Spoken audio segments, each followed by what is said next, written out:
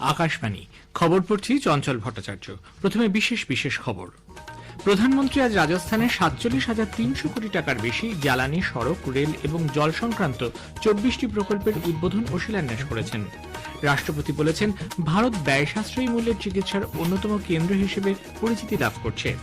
কেন্দ্রীয় স্বরাষ্ট্রমন্ত্রী বলেছেন, ভারতীয় সংবিধান সরকারের জন্য নিছক একটি দলিল নয়, এটি দেশ গড়ার এবং প্রান্তিক জনগোষ্ঠীর কল্যাণের জন্য অনুপ্রেরণার উৎস।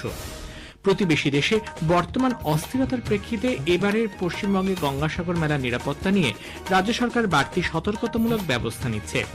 রাশিয়ার পরমাণু এবং রাসায়নিক নিরাপত্তা বাহিনীর প্রধান লেফটেন্যান্ট জেনারেল ইগর কিরিলভ সহ আরও একজনের আজ এক বোমা বিস্ফোরণে মৃত্যু হয়েছে। আসছে বিস্তারিত খবরে। প্রধানমন্ত্রী নরেন্দ্র মোদী আজ রাজস্থানে বিজেপি সরকারের বর্ষপূর্তি উপলক্ষে ১ বর্ষ পরিণাম উৎকর্ষ কর্মসূচিতে অংশ নেন।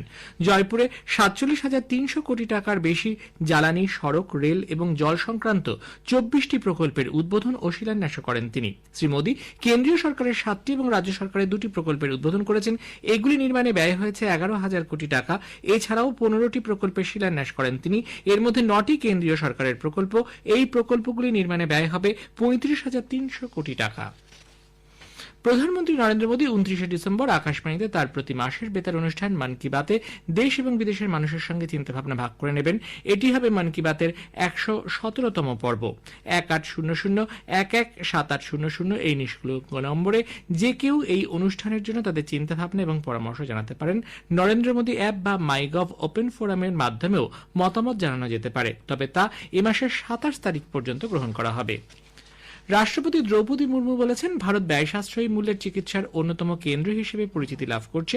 চিকিৎসকরা এক্ষেত্রে অগ্রণী ভূমিকা পালন করছেন।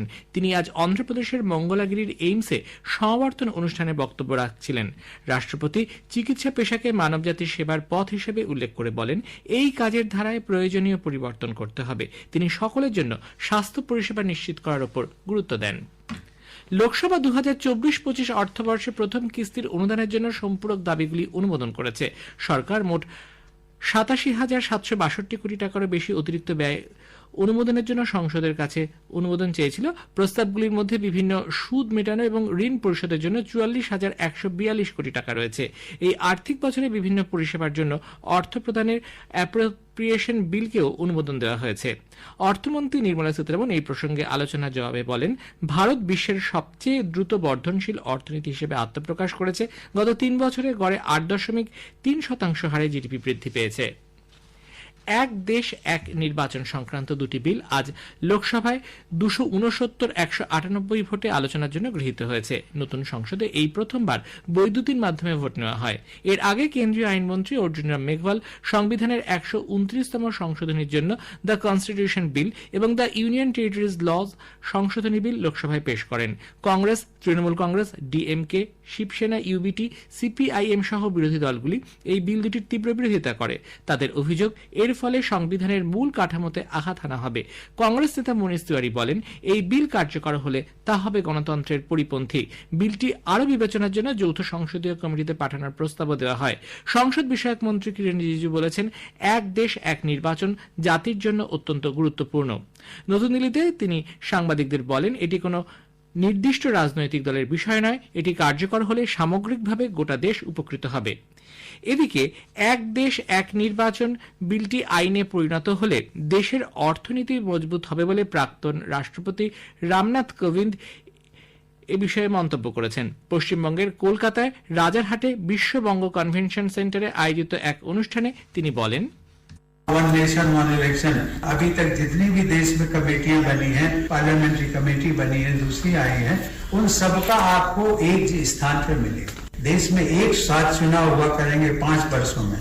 जब ये लागू हो जाएगी, जीडीपी ग्रोथ का रेशियो जो है 1 से 1.5% ऑटोमेटिकली बढ़ जाएगा। প্রতিরক্ষা মন্ত্রী রাজনাথ সিং আজ নতুন দিল্লিতে মন্ত্রকের পরামর্শ ও আলোচনা সংক্রান্ত কনসালটেটিভ কমিটির বৈঠকে পৌরোহিত্য করেন। বৈঠকে প্রতিরক্ষা সংক্রান্ত রাষ্ট্রায়ত্ত সংস্থা ডিপিএসইউগুলির ভূমিকা ও কাজ নিয়ে আলোচনা হয়। মন্ত্রী বলেন, এই সংস্থাগুলির আন্তর্জাতিক মানের প্রযুক্তি ব্যবহারের মাধ্যমে দেশ প্রতিরক্ষা ক্ষেত্রে আধুনিকীকরণের কাজে এগিয়ে নিয়ে যাবে। দেশীয় প্রযুক্তি ব্যবহারে গুরুত্ব দেন তিনি। কেন্দ্রীয় স্বরাষ্ট্রমন্ত্রী অমিত শাহ বলেছেন যে ভারতীয় সংবিধান সরকারের জন্য নিছক একটি দলিল নয়, এটি দেশ গড়ার এবং প্রান্তিক জনগোষ্ঠীর কল্যাণের জন্য অনুপ্রেরণার উৎস। সংবিধান দেশে গণতন্ত্রের শিকড়কে শক্তিশালী করেছে এবং বিনা রক্তপাতে ক্ষমতা হস্তান্তর নিশ্চিত করেছে।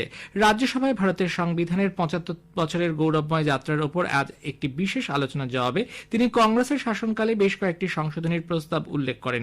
সেই সংশোধনীগুলির কারণে সংবিধানের অবমূল্যায়ন হয়েছে বলে তিনি বিরোধীদের তীব্র আক্রমণ করেন। এর মধ্যে উল্লেখযোগ্য হল মত প্রকাশের স্বাধীনতা খর্ব করার জন্য প্রথম সাংবিধানিক সংশোধনী। जो कहते थे लोकतंत्र इस देश में सफल नहीं होगा, मैं वो सभी लोगों को इस सदन के माध्यम से कहना चाहता हूं कि 75 साल हो गए, दुनिया भर में कई लोग आजाद हुए, नई शुरुआत की, वहां कई बार अकस्मात हुए, लोकतंत्र सफल नहीं हुआ। हमारा लोकतंत्र आज पाताल तक गहरा पहुंचा है। अनेक परिवर्तन रक्त की एक बूंद बहाए मगर हमने करे हैं। শ্রী শাহ বলেন, বিজেপির 16 বছরের শাসনকালে মাত্র 22 বার সংবিধানের সংশোধনী আনা হয়, যেখানে 55 বছরের কংগ্রেস শাসনকালে 77টি সংশোধনী আনা হয়। এ খবর প্রচারিত হচ্ছে আকাশবাণী থেকে। আমাদের সংবাদ শোনা যাবে ইউটিউব চ্যানেল আকাশবাণী সংবাদ বাংলা, ফেসবুক ও ইনস্টাগ্রাম আকাশবাণী সংবাদ কলকাতা এবং এক্স হ্যান্ডেল AIR নিউজ কলকাতাতে। প্রতিবেশী দেশে বর্তমান অস্থিরতার প্রেক্ষিতে এবারের গঙ্গাসাগর মেলার নিরাপত্তা নিয়ে পশ্চিমবঙ্গ সরকার বাড়তি সতর্কতামূলক ব্যবস্থা নিচ্ছে।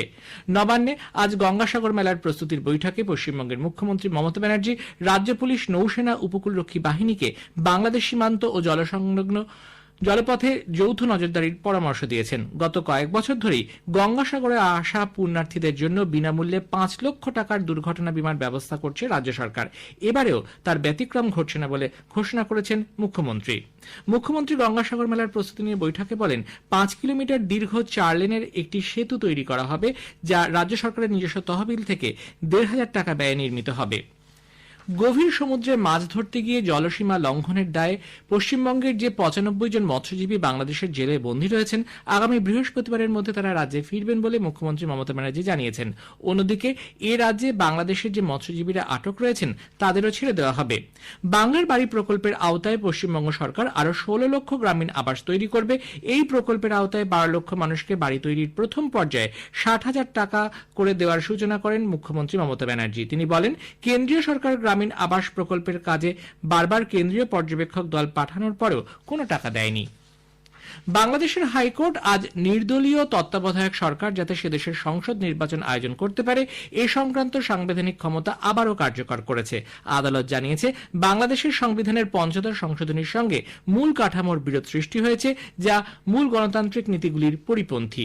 আদালত আরও জানিয়েছে, তত্ত্বাবধায়ক সরকার ব্যবস্থা পুনঃপ্রতিষ্ঠার ক্ষেত্রে কোনো আইনি বাধা নেই। রাশিয়ার পরমাণু এবং রাসায়নিক নিরাপত্তা বাহিনীর প্রধান লেফটেন্যান্ট জেনারেল ইগর কিরিলভ সহ আরও একজনের আজ এক বোমা বিস্ফোরণে মৃত্যু হয়েছে। মস্কোয় একটি বৈদ্যুতিক স্কুটারে বোমাটি লুকানো ছিল। রাশিয়ার তদন্তকারী কমিটি জানিয়েছে, কিরিলভের সঙ্গে যিনি মারা গেছেন তিনি তার সেকেন্ড ইন কমান্ড। সরকারি সংবাদ সংস্থা টাস জানাচ্ছে, ঘটনাটি ঘটেছে সিমলিনের 60 কিলোমিটার দক্ষিণ পূর্বে রায়জানাস্কি প্রসপেক্টে। সংবাদ সংস্থা জানাচ্ছে, ইউক্রেনের নিরাপত্তা বাহিনী এই হামলার দায় স্বীকার করেছে। গুজরাটের ভাবনগর জেলায় আজ সকালে জাতীয় সড়কের ওপর একটি দুর্ঘটনায় 6 জনের মৃত্যু হয়েছে, 22 জন আহত হয়েছেন। ত্রাপাজ গ্রামের কাছে একটি বেসরকারি বাস হাইওয়ের ওপর দাঁড়িয়ে থাকা ডাম্পারে ধাক্কা মারলে এই দুর্ঘটনা ঘটে। হিমাচল প্রদেশ, পাঞ্জাব, জম্মু কাশ্মীর, লাদাখ, হরিয়ানা, চণ্ডীগড় এবং রাজস্থানে আগামীকাল শৈত্যপ্রবাহের পূর্বাভাস দিয়েছে ভারতীয় আবহাওয়া দপ্তর। আগামী 2-3 দিন আসাম, মেঘালয় এবং পূর্ব রাজস্থানে ঘন কুয়াশার পূর্বাভাস দেওয়া হয়েছে। এদিকে বঙ্গোপসাগরে ফের একটি নিম্নচাপ তৈরি হওয়ার কারণে দক্ষিণবঙ্গ জুড়ে গত কয়েকদিন ধরে চলা শীতের প্রকোপ আপাতত কমতে চলেছে। তাপমাত্রা এখনই আর নামবে না বলে আবহাওয়া দপ্তর জানিয়েছে। ব্রিসবেনের গাব্বায় বর্ডার গাভাস্কার ট্রফির তৃতীয় ক্রিকেট টেস্টের চতুর্থ দিনের শেষে অস্ট্রেলিয়া ভারতের বিরুদ্ধে 193 রানে এগিয়ে রয়েছে। 4 উইকেটে 51 রান নিয়ে আজ চতুর্থ দিনের খেলা শুরু করে ভারত প্রথম ইনিংস দিনের শেষে 9 উইকেটে 252 রান করেছে। সল্টলেকের যুব ভারতী ক্রীড়াঙ্গনে আজ সন্ধ্যায় ISL ফুটবলের ম্যাচে ইস্টবেঙ্গল 4-2 গোলে পাঞ্জাব FC কে হারিয়ে দিয়েছে। ইস্টবেঙ্গলের হয়ে মাহের, ভিফুনিয়া, ভালাপাপিল ও ডেভিড লালহানসাঙ্গা গোল করেছেন। শেষে বিশেষ বিশেষ খবর আরো একবার। প্রধানমন্ত্রী আজ রাজস্থানে 47,300 কোটি টাকার বেশি জ্বালানি, সড়ক, রেল এবং জল সংক্রান্ত 24টি প্রকল্পের উদ্বোধন ও শিলান্যাস করেছেন। রাষ্ট্রপতি বলেছেন, ভারত ব্যয় সাশ্রয়ী মূল্যের চিকিৎসার অন্যতম কেন্দ্র হিসেবে পরিচিতি লাভ করছে। খবর শেষ হলো।